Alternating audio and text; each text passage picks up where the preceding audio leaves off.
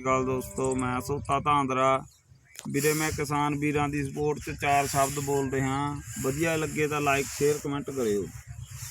ध्यान नाल गल साडी सुण, सरकारे नी करने ना पै जान सानू किते कारे नी।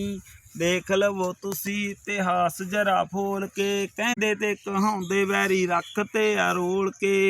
जंग जितने दे असी शुरू तो ही आदियां, अड़िए क्यों ना बिलो पक्के नहीं पंजाबियां।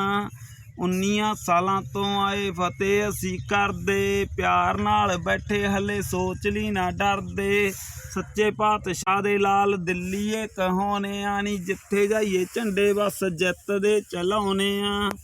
हर वेले भला असी सब दा हां लोड़दे, औखे वेले पैर कदे पिछे नहीं ओ मोड़दे। सोता धांदरे दा गल्लां खरियां है करदा, रब तो सिवा ना मुंडा किस